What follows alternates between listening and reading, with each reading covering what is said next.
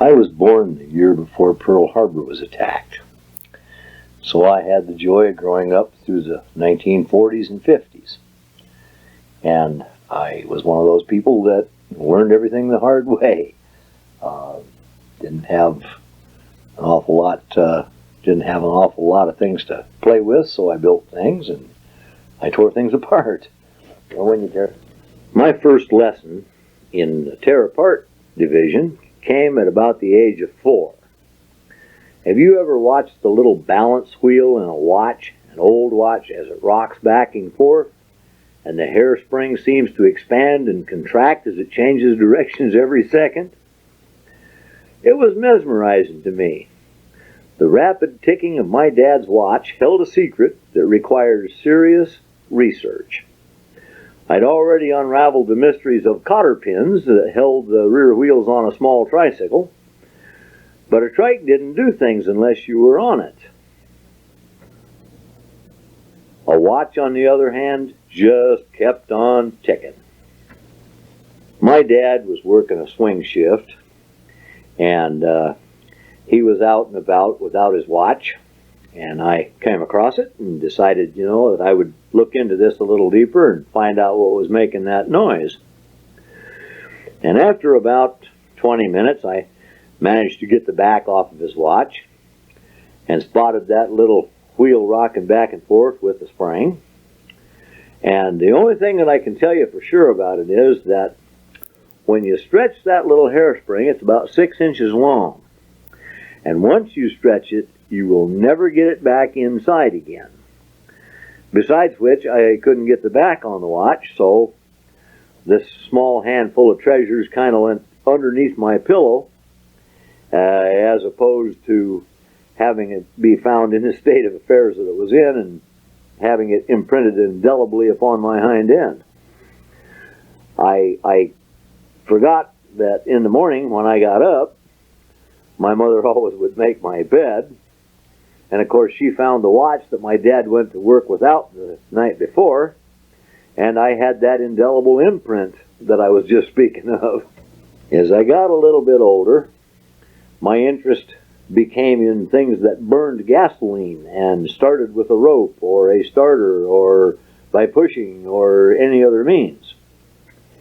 And I had my heart set on a motorcycle or a motor scooter or a something from the time I was about 8, which my dad told me absolutely not. You're not going to have anything with an engine and 2 wheels.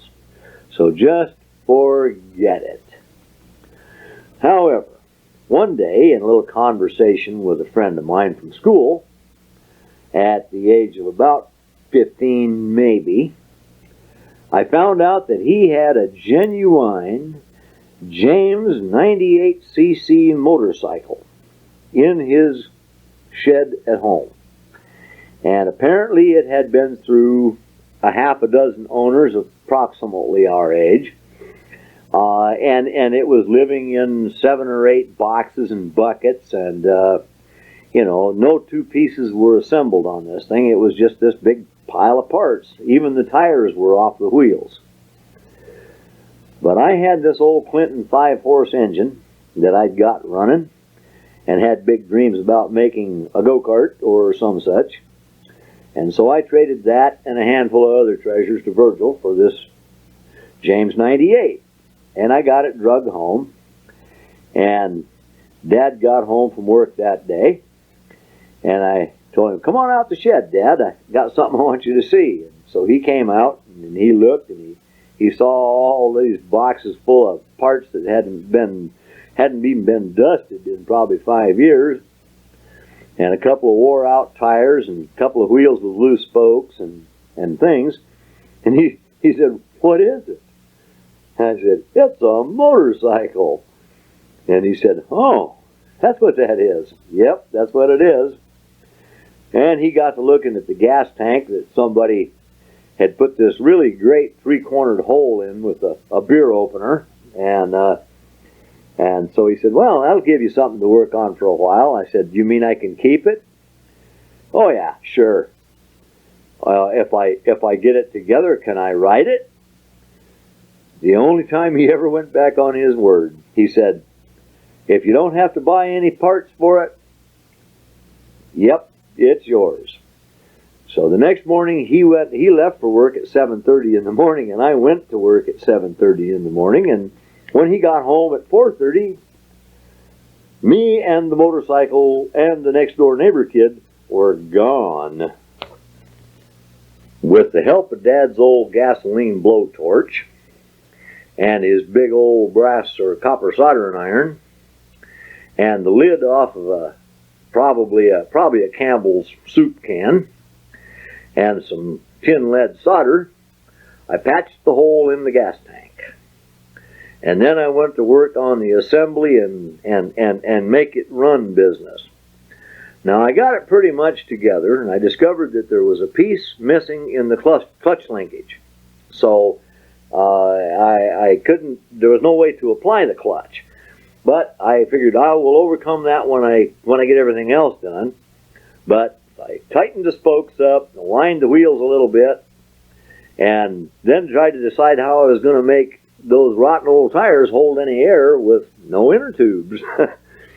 However, it had 19-inch wheels, and I kind of reasoned that if it had 19-inch wheels, I could fold up an old balloon 26-inch bicycle tube or two, and if you put enough air in it, it would definitely make the tire get hard. And so that's exactly what I did. And I got everything all fluffed up, and I tried to visualize that tube in that tire, and the only thing that came to my mind was this big, giant, circular, lumpy colon. Now it would actually roll. So I rolled it from the shed out in the backyard to the front yard, found a cement block to put under the frame and hold it straight up and down, mixed up some oil and gas, put it in the gas tank, turned on the ignition, and kicked the starter. And it lit up. Now, you have to really appreciate the condition of this motorcycle to appreciate what it sounded like. The exhaust system was pretty much complete. Well, all except for the guts of the muffler and the little bell that went on the very back end of the muffler to hold the guts in. So it just had this big megaphone on the back end. And it fired up, and it sounded kind of like a chainsaw running, but it definitely made my blood run faster, and so I was pretty happy. About that time, here comes the kid from 2 houses down the street that was living in his grandma's house, and it's like, wow, what you got? I got a James 98. What you gonna do? I'm gonna take it for a ride. He says, I want to go too. Well, now we have a problem, because it was a little bitty motorcycle with a little bitty seat. And so in the assembly process, this thing didn't have any foot pegs for resting your feet on. And so I got a couple of long bolts, stuck them through the frame.